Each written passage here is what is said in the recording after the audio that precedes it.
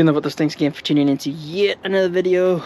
Just wanted to showcase how do I mount my headlight on my Sportster. So this is of course an LP6. You need a specific bracket for this.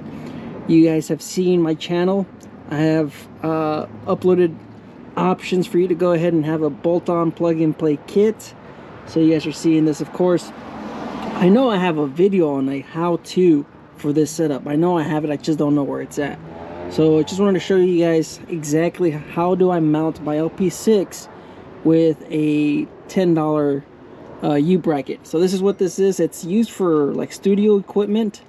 I think it's something along the lines like a tripod or something like that.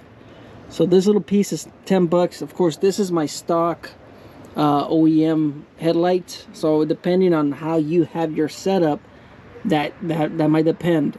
So what we have here on the inside, of course, you guys can see we have a 1/4-inch spacers. So we have 1/4-inch spacers, we have a longer bolt, we have the U-bracket, and then we have the OEM LP6 bracket. So this is what Baja Designs provides when you buy this light. Of course, this is a $600 light, brackets included. So that's pretty much it. I mean, the way it sits right now, it sits a little high. It sits a little tall. What I'm planning to do is remove, I actually have another one. I have another headlight bolt from Moto. So I'm probably gonna try that one, or I can try to shave this down about a 1/8 of an inch. So like I said, it sits a little tall. And you guys can see the placement of my what's it called, my fork clamps. Sorry guys, my fork clamps, they're also at the very peak. The reason being is because of the Baja Designs light, and of course this U bracket that I have. You can also see I also gave it some eyelids on the lights because of how bright these lights are. So with these little eyelids, I'm not blinding folks. I mean, this light is still bright over here.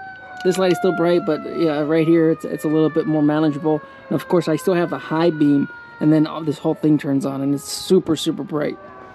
So that's that. That's the LP6. And in case you're wondering, hey, how do you power it? How do you power this beefy light? I have relays down here.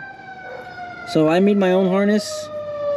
Of course, you have 2 relays. You have one relay for the low beam and one relay for the high beam. If you guys seen my videos, you guys see that some manufacturers only give you 1 relay. Most manufacturers give you 2 relays. All right. So this is, of course, outdoor relays. These are heavy-duty outdoor relays. They're right next to my exhaust. So I wanted to make sure that the relays were protected. And, of course, that goes into your OEM wiring and your battery, which is connected, and that's what triggers the relays. So we also have, of course, you can see some, what is this called? Fuse tape? Fuse tape. I'm not sure. It's you know, it's high heat material.